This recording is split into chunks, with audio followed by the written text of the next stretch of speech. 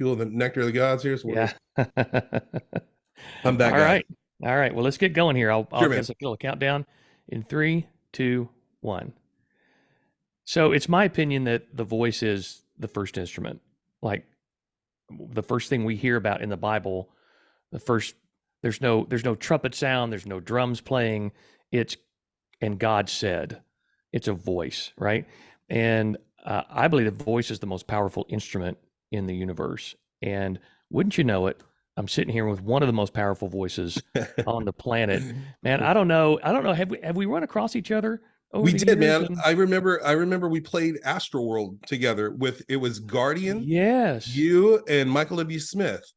Oh, And and a lot more than that, I think. yeah, it was, but to me, that was like that evening thing, and that was just to me that was really cool because we were always like the token rock band. Like if you have the festivals that would go, they'd have all the major pop stars, then they have a Yeah. stage where they stick the token rock band, and it was always Guardian and and Prayer Chain back in the '90s and stuff like Oh, those two bands. wow. Like we were the token rock band, and Prayer Uh-huh. Chain was the token alternative band, and Yeah. so when we got to play the bigger stages and Tony playing with Michael W. Smith probably helped that a lot and stuff, just his recognition from that.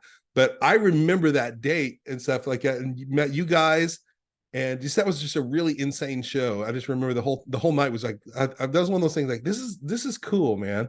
Yeah. So, but Yeah. yes, we And did, and I met you at your church in like 2015, I believe. yeah, that's right. We did Yeah. talk about that. That's Yes. right.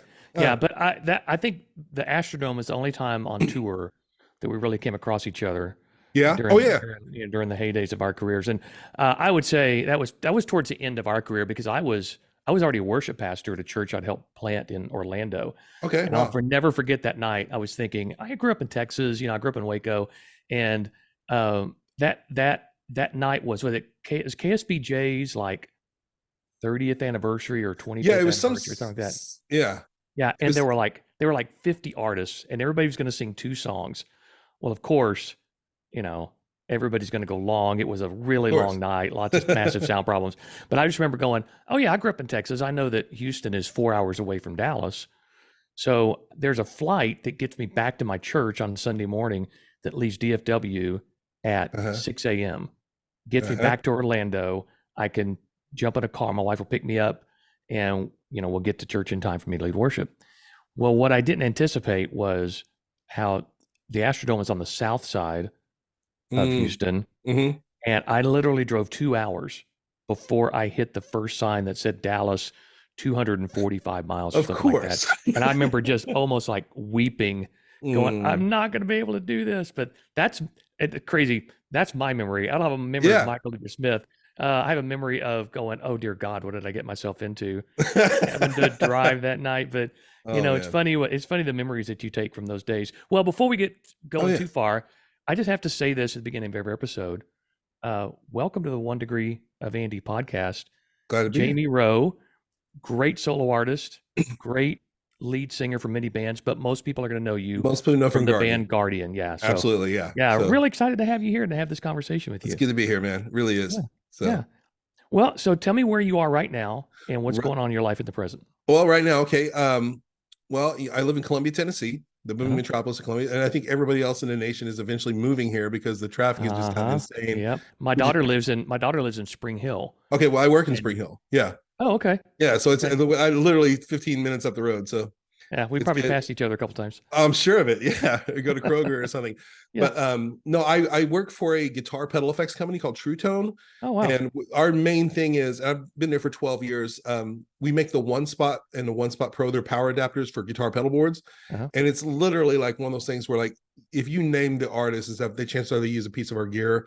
And we're a very small company. There's like 8 of us, and it's just everybody from Bono to Corn. What I mean, use our Wow. stuff, and Wow. everybody I work with are Christians, so it's kind of like it's like I've got my daily fellowship group every single day, and I've been there for Yeah. 12 years, and I love it. So these days I make music mostly for fun, and and it wasn't like the '90s where I was doing this full time and everything. It's just I've really tried to put down music a lot because a lot of times it brings me more heartache than than fun sometimes. Right. But I'm one of those guys, I just can't shut it off. And so Yeah. I'm foolishly, even like as we speak right now, I started a new project last year called Calamity Kills. It's Which basically is it's amazing, by the way. oh, thank Yes. you. It's my project. It's more mainstream pointed.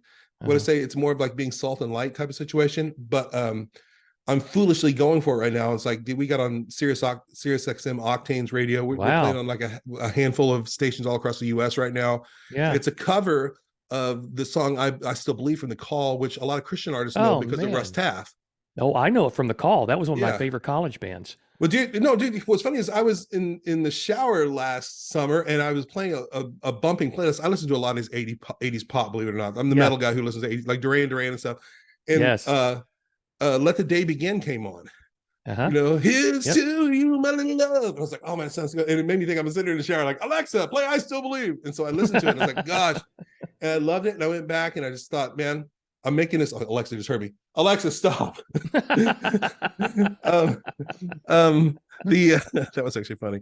So anyway, so I decided when I made the record, I'm going to do this cover. And I put it out, and I thought that it's cool because I listened a little bit about the background of it and everything, and it's just always resonated with me. And people identify it from the Lost Boys thing. And for some reason, Mm-hmm. when it went to radio, it coincided with the holiday season or the Halloween season, which I didn't even think Yeah. about. And all of a sudden, these stations started adding it. So anyway, Oh my gosh. that's Well, what it's I'm doing. crazy. I was thinking about that song a couple of months ago, Mhm. and I listened to your version, which is amazing. Went back and listened to Russ Taff's version, Yeah. and then I went back and listened to that whole Call record Yes. again. Was it Reconciled? I Yes. think that Yep. was that album cut. Yeah, Yes. one of my favorite records from my college years. And then I was like, oh my gosh, Lost Boys. I haven't seen that Yeah. and since like, and I watched it. My wife and I watched it. And we're like, hey, you know, It it was. didn't, Yeah. it didn't suck. No, it didn't suck, but it's definitely of the time, and it's become Oh kind of yeah. like almost like a cult favorite and stuff like that. But it's just like Hmm. at the time, I mean, it's funny. It's got all this like vampire type energy and stuff. Like, dude, I have never ever in my life like horror movies or anything like that. You know what I mean? Yeah. So it's like, and I can take that movie. You know what I mean? Yeah. So Yeah. I Oh like yeah. it. Well, where Yeah. movies have gone lately is just over the last 10, 15 years.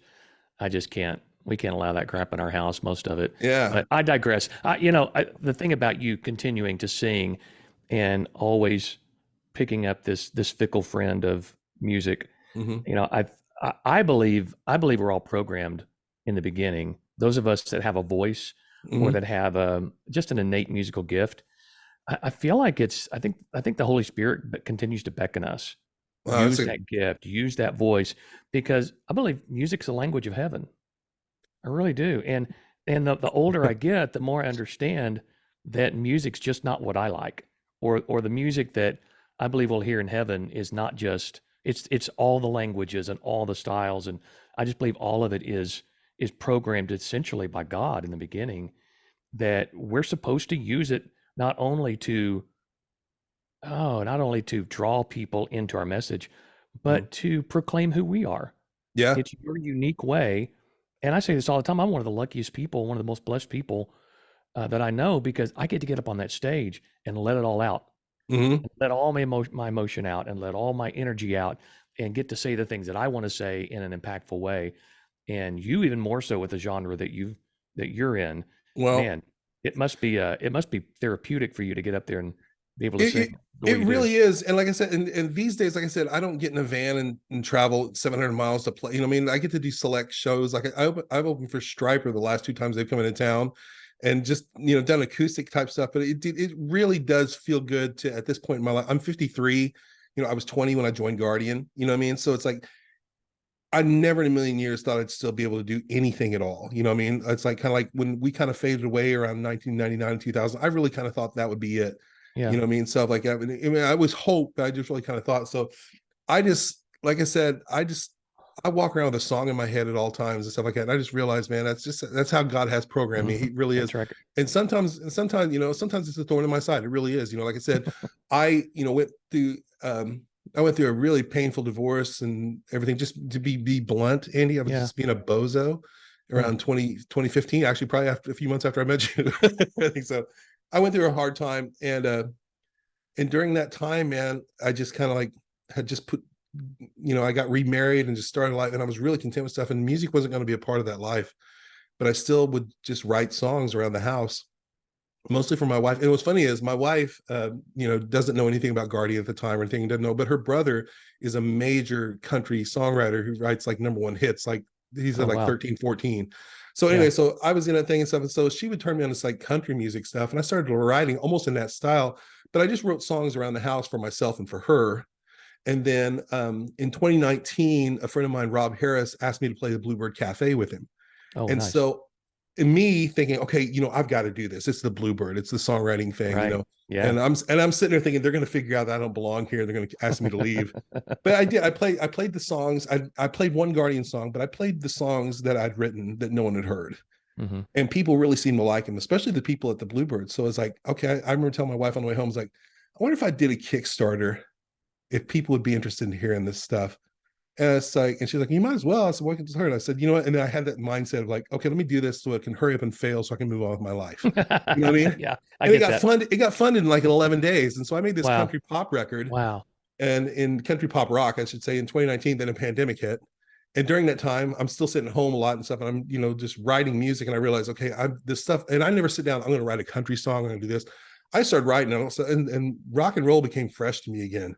Mm. Like my roots are Cheap Trick, like bands like that and everything. Yep. I grew up Hmm. and stuff like, and I just kind of fell into that. And then I started writing stuff, and I realized, okay, the stuff I'm writing is getting considerably heavier. And there is something I do love about that, just kind of reckless, raw. Like I like to be able to, I like, it's fun for me. You know what I mean? And Okay, maybe it is therapeutic. Go ahead. let me jump in here for a second, Yeah.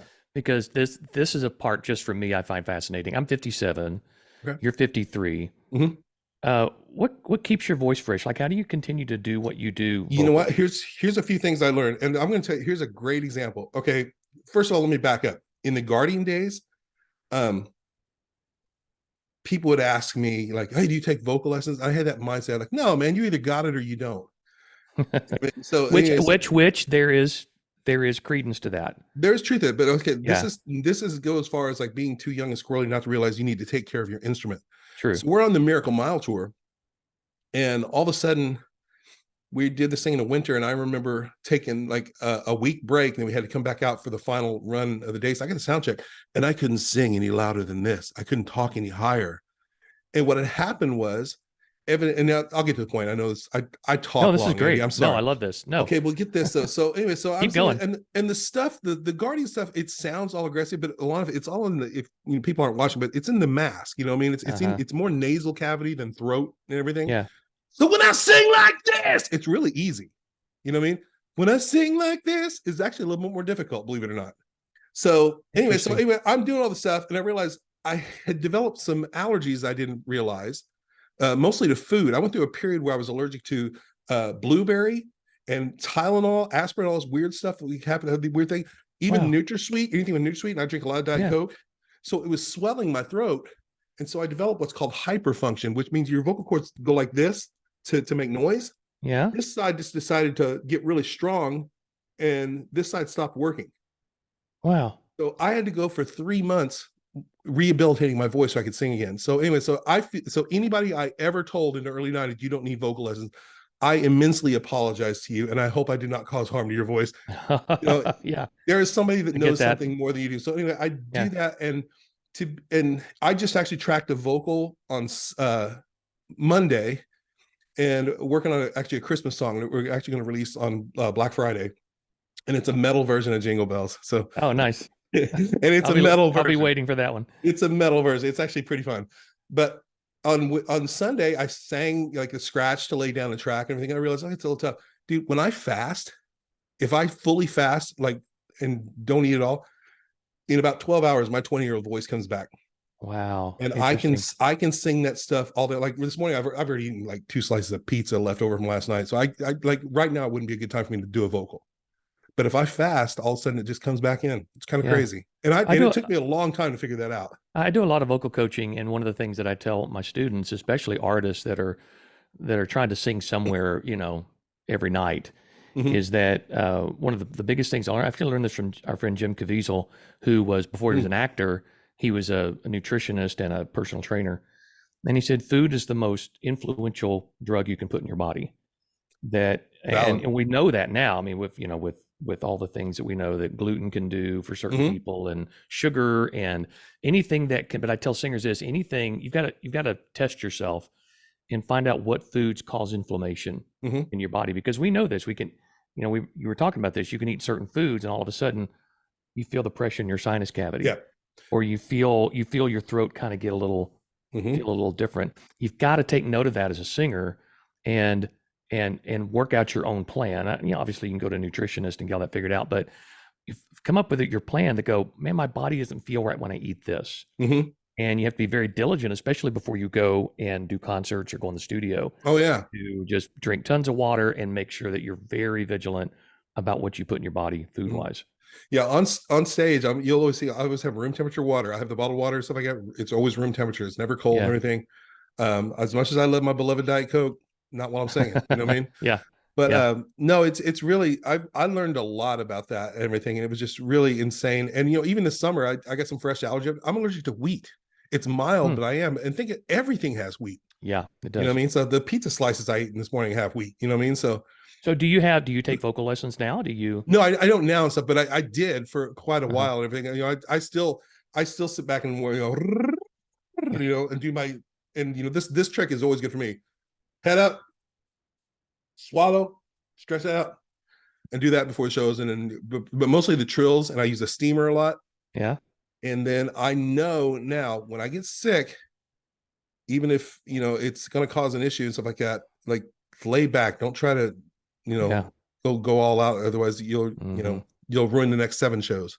Yeah. I had Rick Floyd on the pod I uh, listen to that. Yeah, I not listen to long that. ago. Yeah. Yeah, he talked about how the first few concerts he did with Whiteheart, he Hmm. just blew it all out in the first two songs, Yeah. and he was like, "Oh crap, what am I going to do now?"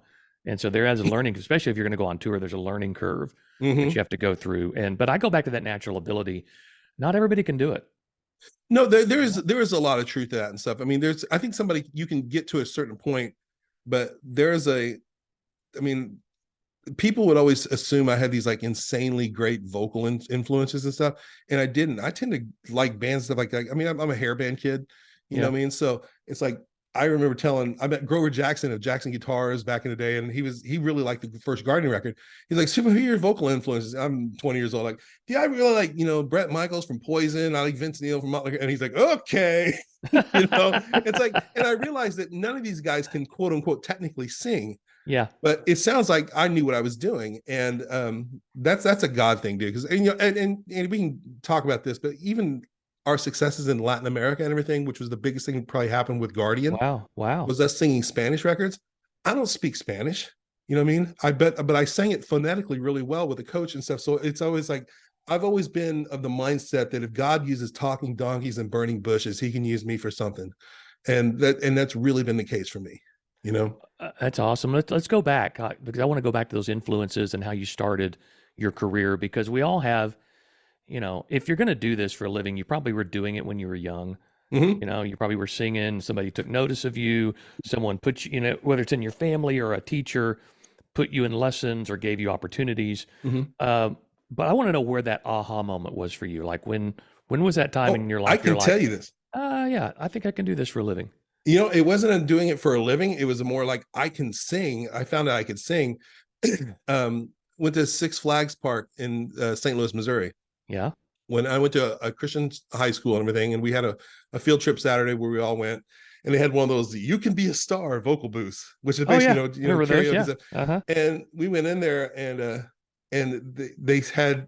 they had Smoking in the Boys Room from Motley Crue. Like I said, I Yeah. was a metal kid, you know what I mean? Yeah. So, and it was the time, and so they had that, and I went in and sang it, and they're like, and people were like, "Man, that actually like really sounds good. Like it sounds like you know what you're doing." And this is 1986, you know what I Yeah. mean? Yeah. And then they came in and stuff, and my friends all got together and they heard this tape, like, you got to hear this and stuff. And they all put their money together and said, go do another one. And so I did Wanted Dead or Alive from Bon Jovi. Uh, Also, so basically, and on the way, the bus home, it's like a 2.5 hour bus. Everybody's like passing the tapes around, listening to it. And like, I mean, I could always imitate voices, but I never really thought yeah. about singing, you know? And Uh-huh. at that point, it was kind of like, wow, okay, I guess he can sing. I And tell so, you, so many guys that I talk to including, this is my story too, was we understood that we were imitators first. Like we Oh yeah. imitated what we heard on the radio, Hmm. and that's how we developed our sound. Or you gravitate towards who you really love. Like I always loved Kenny Loggins. Yeah, He's like yeah. my Oh number yeah. one vocalist of all time. And when I would hear when I was younger, "Oh, that sounds a lot like Kenny Loggins," I'm like, oh, that's what I was going for. I Yes. didn't, I didn't, what I didn't care that somebody said I sounded like someone. Uh-huh. I was like, that's an achievement I was going after. No, absolutely. And we were mimickers. I think that's the first thing. That's one of the first signs that we might have promise as a vocalist is we're good at mimicking the things that we hear. I was really of that mindset, and to the point, it's even like the first like year I was involved with the Elefantes when we were making the Guardian records. I was, like I said, those guys, the other guys in Guardian are 10 years older than me. So why they let a 20-year-old kid come in their mix is just beyond me. But I'm thankful for it because they were good mentors for me. Yeah. Being 10 years older, it really was a good thing for me. But I remember Dino Elefante looking at my tape case. I used to carry my cassette case around with all these like little hairband records and stuff like that. Yeah. And I opened up one day. He goes, want to see what Jamie sounds like? There it is. He was kind of like, he was like, it's like, and and working with John Elefante and stuff, those guys really pushed me. Yeah, that's cool that you do that thing, but you need to find your path. Yeah. And they were really, but at the time, I'm just having fun. Like, this is cool. I can make it sound like the things I love. Well, let's. Yeah. I just want to say this too. Your path, my path, is a conglomeration of all the things that we've let into our soul Yeah. and let into our musical brains. Yeah. None of us are originals. I mean, I can, you can break down my voice. I'm sure you can break down your voice and go, okay, this comes from Bret Michaels. This comes from John Yeah. Bon Jovi. This comes from whoever. You can start to piece these things together and go, and that's who I am because Mhm. you just switch resonations around Yeah. and get these different things, and then you add your own ingredient to it, and that's your fingerprint. Yeah. And during all this time, like I said, I went to a Christian school and was not a Christian at all. I was like so disgusted by the hypocrisy. It's like, I don't want to Oh be wow. anything like that. What I mean? Like, I just like, I heard a lot about Jesus, but I never really saw it, but literally in a moment when I was 17, I had one of those moments, and an evangelist came and spoke at this thing at the school one time. And I remember sitting there, literally, I didn't hear this audibly, but it really felt like God speaking to me saying, yeah, I know these people have hurt you or whatever. He goes, but what have I done to you? Hmm. And I still, to this day, God has never hurt me. I never down. The church and people have let me down a lot. And I'm sure I've let a lot of people down, a whole lot of people. But God has never been let me down. So anyway, so I'm going through all this. So I'm a new Christian and I'm thrown into music pretty quick. So it's like learn as you go, Yeah. Yeah. So, and like I said, I literally became a Christian, and within 8 months recorded my first record on a Christian label, in 1987. So it's That's like I said, wild. I had a head knowledge of Christ for years. Yeah. So I could speak the language, but Hmm. it wasn't a hard issue until that evangel in the spring. So none of us do this alone. I mean, there's no way that you just decided one day I'm gonna give my heart to Christ, and then I'm gonna get into music, and then Yeah. here I go. Who are the Mhm. people around you that were kind of I had helping an you make these decisions? I had an older brother, and I joined his band basically, and it was one of those things where like I would sit there and watch them rehearse, and I actually didn't start as a singer. I started as the bass player, and it was literally one of those things. Like, I think my mom and dad made him, like, they owned a house next to the thing, and he was living there basically, like, yeah, you can stay here, you need to put your brother in your band. Hmm. And it was kind of like one of those things. So I originally was the bass player, and then we got a record deal through Pure Metal Refuge back in the day. I don't know if you remember that label, I don't. but they were one of the few people that were actually doing Christian metal. And like at the time, Okay. like there was only like 3 or 4 Christian hard rock records available at the time. So we was early on. So we made that record. And I remember this guy, Chris McCollum, who builds studios here in Nashville. Yeah. He built Gordon Kennedy's studio. Yeah. Chris McCollum ended up producing a record, and we met him, and he just thought we were just a bunch of bows. It's like, we had no business making music and stuff. It was cool, but I remember him telling me, he goes, there's more to bass than just following the root notes of the guitar, right? And so he did 2 things. One, he pointed out very quickly that I wasn't a very proficient bass player, but he also pointed out that I had a better voice than the singer of the band, which is my brother. Oh. And so he totally goes, we need to try your brother on a couple of these tracks. I ended up singing the majority of the record. and then went home. And then 2 months later, when the record actually like, got a hard copy of it, Uh-huh. it was cool because we didn't stick for the mix or anything. And it came back and there was my bass had all been replaced by a player, and no one had told me this. So I was like, oh wow, Yeah. I'm really good. So, but anyway, but then it came out. So from then that point on, I was the singer. And then How'd your brother take that? I think he's always had to be, and I hate to say this to be, I think he's always had jealousy slash envious issues. Sure. So I think it stung. Yeah. You know what I mean? Yeah. So It it's had kind to of, have. yeah, it had to. And I was in that band for a couple of years. And like I said, it's one of those things, I don't even really talk about it much. It was to be honest, in the big picture, in hindsight, it was not a really good experience for me. But it was something that led me to something else, and that was meeting you Sure. guys in Guardian. And whenever, Mhm. and this, I got a great story, and people probably know this story if they know the band, but I that same year, 1987 was a heavy year because that was the same year in December before Christmas, my dad died. Oh, And wow. I'd become friends with Tony Palacios from Guardian, the Uh-huh. band, the guitar player, because I was reading some stuff that Oz Fox from Striper, I was a huge Striper fan, and Oz Fox was producing a record.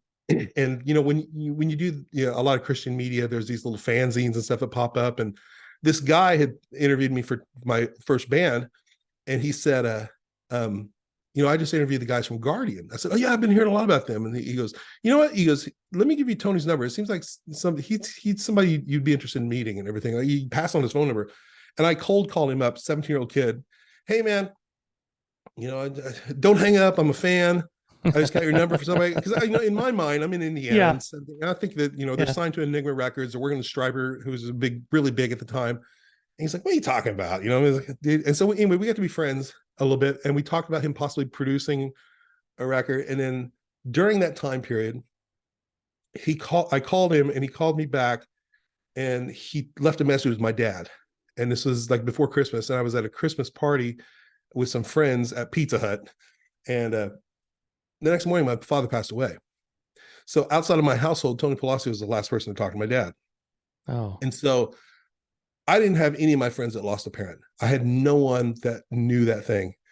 And finally, about a week later, Tony calls me. He goes, "Hey man, I haven't heard from you." He goes, "You usually call me back. Was everything cool?" I said, "Dude, my dad died." And what's funny is Tony's mom died when he was 12. Hmm.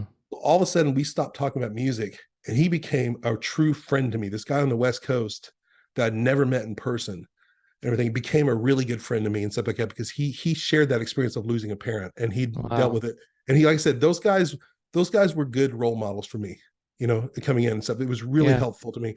But that thing, even if we never played music, and the thing is, Tony heard my first band, he didn't really like it. So when I found out they needed a singer, he Yeah. discouraged me from auditioning. Wow. He said, "No, man, I know what you sound like." He didn't want to hurt my feelings. Wow.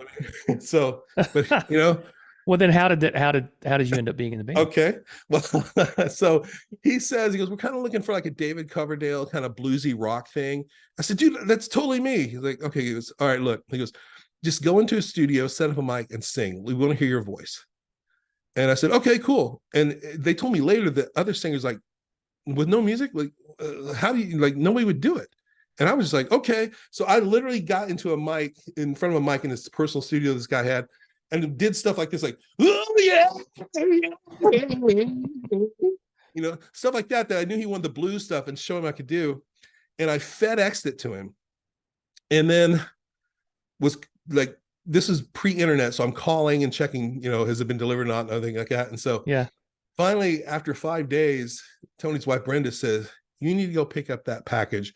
FedEx called, said, "If you don't pick it up, they're going to take it back tomorrow, send it back." And he's been calling here every day, but he was so convinced it was going to be a waste of his time. And he hurt Yeah. my He feelings. didn't He didn't want want to to pick touch it up. So it. he said he went and got it. And he literally said, he was driving down to the Elefante Brothers studio. He said he popped it in, and he said he literally had to pull off on the 405 freeway. Like, this is our guy. Wow. He said he was like, he just could not believe it and everything like that. And so, and then it was like a month later, I was on a plane, and I went out and we wrote two songs that the first audition night, Power of Love, which ended up being a fairly big song for us, and a song called Hmm. The Rain, and both ended up on the first record. So it was just a crazy time. So then on the 5th of July of 1990, I officially became the singer of the band. So that's Oh, it.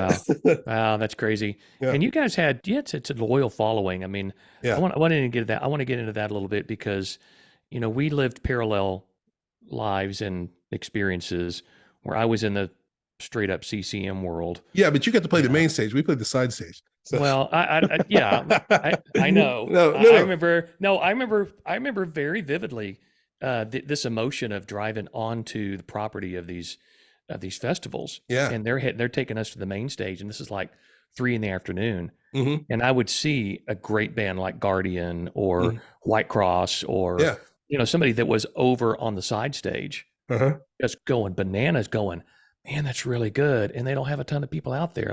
Yeah. I felt for you guys, just like, man, it's so good.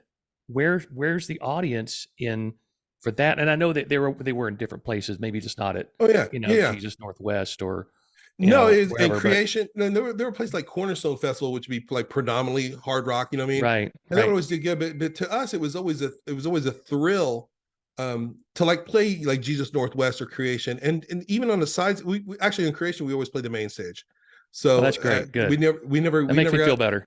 Yeah, we did. But like a live fest, up in Ohio, Uh-huh.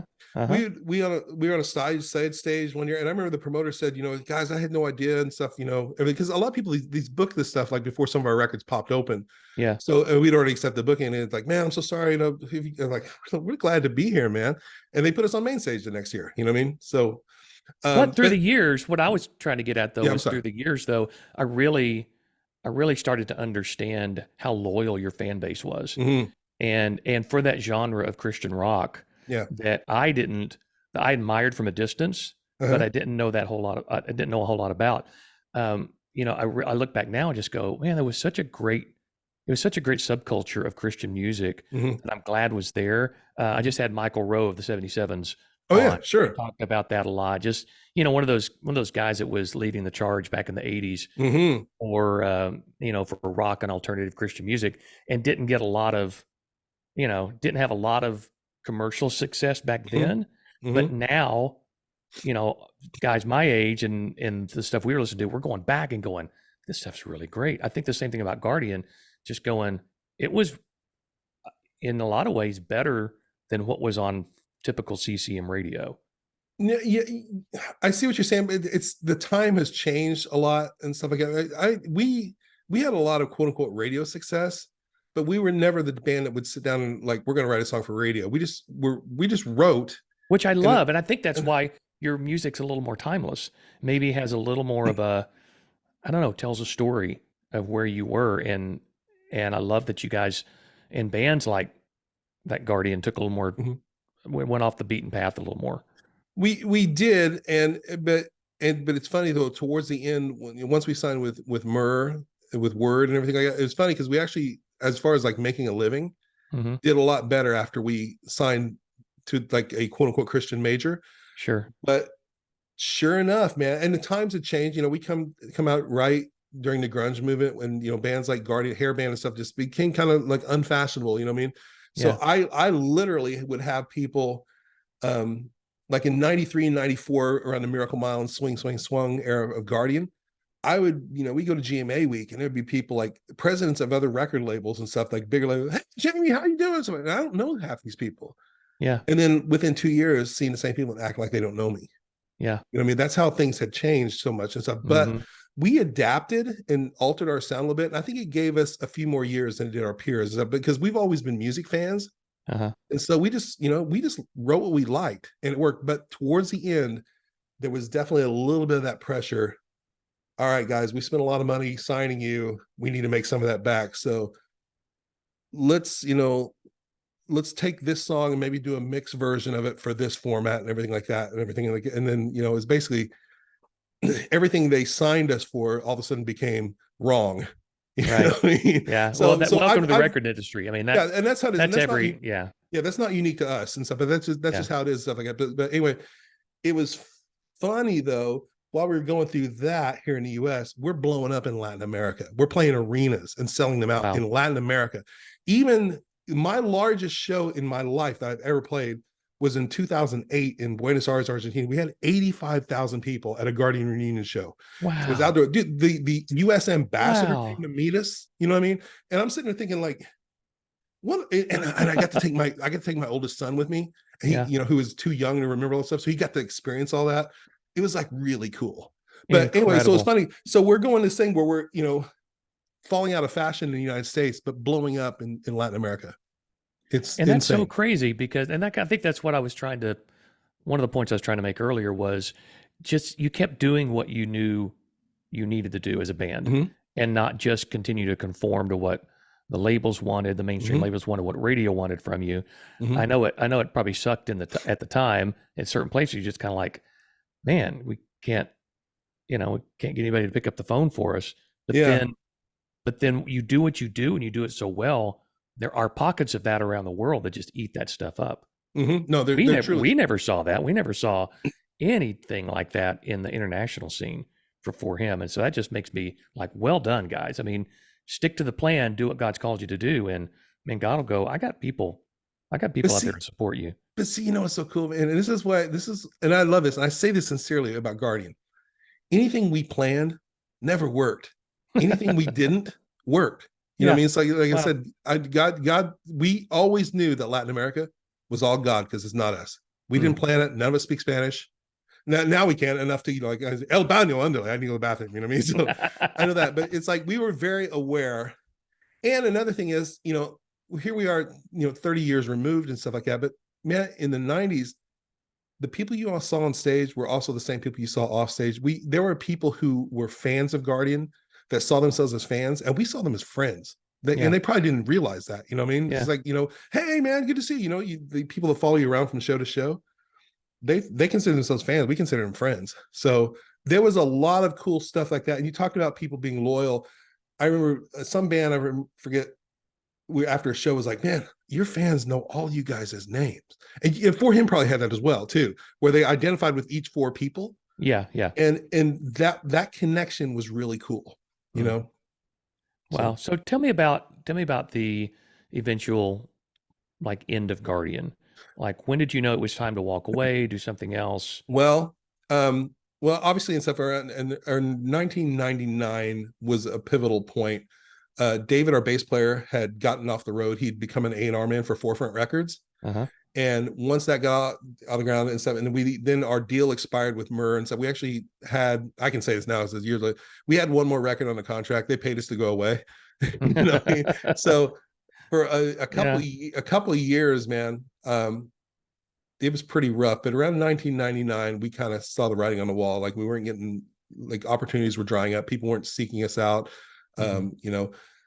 We to be honest, we were all just kind of tired. And Tony had at that point started getting into like audio engineering and stuff, and he became like a mix guy. I think he mixed like all the Audio Adrenaline hits and stuff in the early 2000s and Oh whatnot. wow.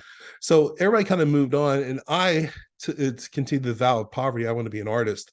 So for a couple of years, and Andy, I don't say this like to feel sorry for me or something like that, but like I said, I jumped into Guardian when I was 20 years old. I didn't know how to do anything else, and I'd moved Yeah, to Indiana. you don't have another skill set. I didn't. I'd moved to Southern Indiana where I grew up, and we got a house that was really affordable. But man, I looked in the newspaper. I didn't see anything like looking for a washed up Christian singer. It's like I was just, I didn't know what to do. I mean, I remember like I need to do something to earn a living because we were getting the trickle stuff, and we actually had some gear and stuff. So for like a year, I was able to get some payments and stuff like that, and kind of keep my head above water. And I would constantly come down to Nashville for opportunities. But like I said, all of a sudden I thought, well, cool, I'll start a solo career. It wasn't that easy, you know what I mean, at all, and everything like that. But I did do a few things. Like I did a solo track for this movie called Extreme Days, Uh-huh. and I made this track called Extreme Days. And Dave was like, "Hey, we should see if Toby Mac would rap on the bridge." And Toby heard it and said, "I want this song." And so it became, okay, cool. Toby's going to do it, and he's wanting to rewrite some lyrics and stuff like that.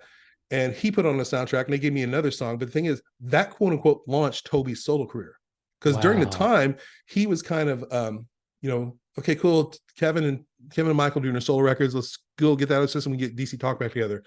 And this song came along and became like a really big hit for him. And so he decided to do that and okay, well, now we're making a record and stuff. And all of a sudden he came, and it seemed like he kind of never looked back. But No, he did not. yeah, and for me, that was a big deal because Toby sold a lot of records. Mm-hmm. And like I said, and I was still the majority writer on the track, even after I let him do the rewrites. I was still the majority. So the publishing and everything like that really helped. But man, from 2000 to 2004, 5, it was rough. I mean, like rough, like having electricity shut off and everything like that, like Mhm. little things like that. Like, cause I said I didn't have a common skill set, and that Were you doing odd jobs? Were you doing other things to kind of? I was doing anything I could, but mostly just trying to hustle with music stuff, like selling a Yeah. song here and there. Hmm. I went, I even got, well, let me get to the point here. Let me come here. I had gotten to a point where it's like, I've got to do something.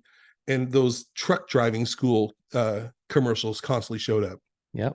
And I thought, I'm going to go to truck driving. I know I love to travel. I like that stuff. I've been everywhere. I kind of know this and everything like that. And I remember telling David Bach from Guardian, dude, I think I just need to go get a truck driving job or something like that. And he literally listened to me and he goes, hold on, let me call you back here in a little bit. And he went and talked to John and Dino Alfonte, and they had started this new company.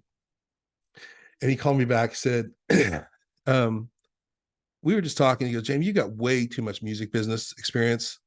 We want to put you on retainer to have you start doing. And this was right at the cusp of MySpace, and I'd gotten on that early. We Yeah. want to hire you to do. They didn't have a title for it, but basically it was social media marketing.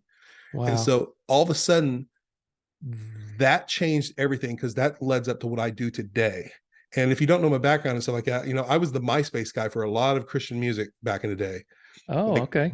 Newsboys, Tree 63, all the stuff, anything on the Slanted record label, a lot of EMI here at first. I handled all their MySpaces.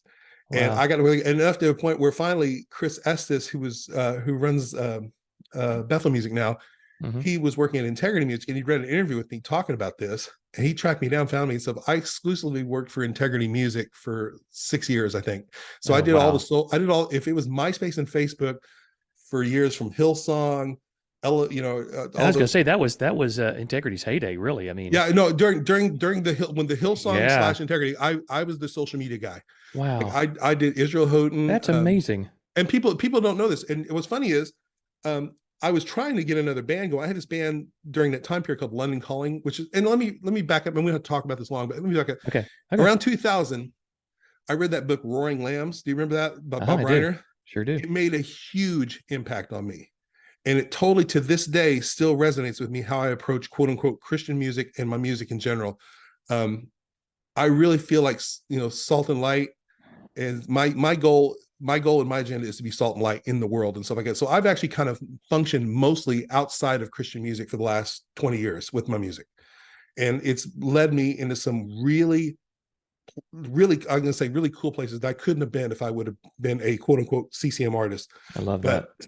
But here's the thing. And my whole thing is, and I'll just sum this up and I'll do this quick. I'm sorry, Danny. I know I talk in circles and I talk No, fast. this is great. I love it. I can talk. Let's put It's it a that way. podcast. It's a podcast, dude. It's not Okay. a TV show. Well, Let's if you're go. getting paid by the word, you're going to get paid a lot here. So anyway, but here's the thing, man. My analogy is like salt. I love that Jesus. I mean, dude, it shows in the brain that people accept information when it's told in a story form more than ever. Hmm. And Jesus taught in parables, and that just blew my mind. It's like he's this master communicator. And then if we're supposed to be salt and light, if I put the light on in the room, you would actually, see like pleasantly. But if I shine it right in your face and your eye, it would like hurt, like, stop. So there needs to be some subtlety. And the best thing is salt. If I take a steak and I sprinkle some salt on it, it's going to bring out the flavor. If even it's dull, it's going to make it a little bit better. It's going to slow down the spoilage. It's going to make everything Mm. slower. But if I pour the whole jar of salt on it, it's going to be useless. And the Yeah. thing is, Christian music tends to make you want to pour all the salt. And I hundred couldn't do it. percent. So that's where I'm at these days and stuff. And there are people like, man, I wish you'd be more forward, with your message. Sometimes I do get that sometimes. They don't understand. It's like I'm doing what I really feel confident and comfortable that this is what I'm supposed to be doing. Yeah. You know what I mean? And it Yeah. doesn't mean I just want to be salt and light, man. And the thing is, I'm a Christian, and I have been since I was 17. So inevitably, if I don't do everything with that accent, then I'm blowing it. But I speak with a Christian accent in everything I do, and Wow. that And it includes music.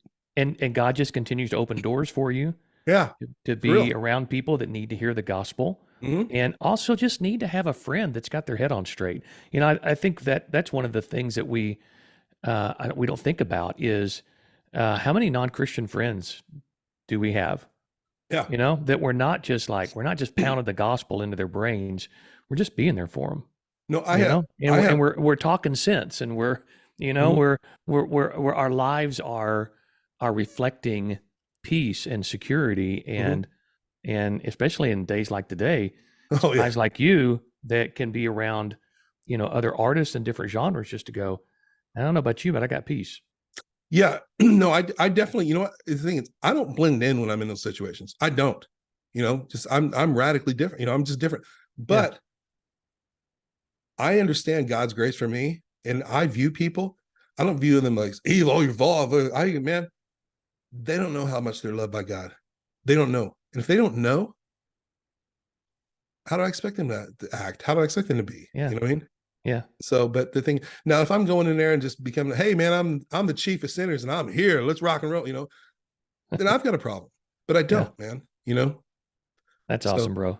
yeah. Tell me, let's wrap this up by talking a little more about Calamity Kills. Okay. What's the long term goal for this? Do you have one, or is it Yeah, I just do something that's actually. like, I do, and like I said, and here's the thing: to be blunt, this is all I want to do for the rest of my remaining time to do music. I really do. yeah, And fist bump, bro? yeah, thank you. Yeah. I feel you that I want to do that. And the thing is, it's funny. It's like I said, I once again, and I always have this attitude. I did another Kickstarter, and people funded it, I'm always genuinely surprised. I never think they're going to. I think, okay, this is the time they've got. You know what? Yeah, I used to like what he did and stuff. And once again, it got funded. It came out digitally on September 15th, and like it charted like on iTunes, like pre-sale and everything like that, and everything like that. I listed as a rock album. I didn't list it as a Christian, so it bypassed all the Christian. But if I think if I would have listed it as a Christian record, I would have been the number 2 Christian record on iTunes. Wow. So that would have been cool. But the thing is, once again, I've just decided to not be ashamed of my faith. But Uh, I'm not gonna tell you to put me over here. I want to be on Main Street America and let them decide. You know what I mean? Um, so there's that. But my long term is just to keep making music, and I've got a great musical partner, Jamie Perino. And Jamie's history, you know, he was Taylor Swift's musical director for 2 years, wow. you know, and he played for LeAnn Rimes for. So he's got all these country things, but at core, he's a rock guy. You know what I Yeah. mean? Yeah. So he helps me. Like I'm not the world's greatest musician, but I can write a song, and I can tell you what I want. I just necessarily can't play it. Jamie can play it. So we've got those things together. But my goal is I want to do in 2024, I want to start doing live shows again. And the thing is, the band is me. You know what I mean? So I'm going to have the guys like either wearing, I want to do the theatrical thing, which I've Hmm. always been drawn to and never had a chance to do. So I want to like costumes. I don't want to like, not necessarily, oh, is that Ray from Corn on drums? I don't know. You know what I mean? Like one of those things. And it could be, you know what I mean? Yeah. So one Yeah. of those things. So I'm going to do that. Like I said, I'm going to tour smartly because I love my job at True Tone. I don't want to jack up my life. I like it how it is, but I need to get out and sing for people. I do, and Kills is going to be my venue to do that. Like I said, we're recording this right now. We've got a song going to rock radio right now. It's on a half a dozen stations here in the U.S. and was on Octane in fairly heavy rotation, like Uh-huh. for like 3 weeks. And the people who are working on that work on some major hard rock records. So it's like we're going for it. You know what I mean? But do I foresee myself being a full-time musician again? No. You know what I mean? But God's got other plans. That's up to him. That's not on me. But I really like how life is right now. So does that answer your question? Yeah. I thought that was a great place to end the podcast right there. Yeah. Okay. Yeah, that was great. How No, long did we go? I don't know.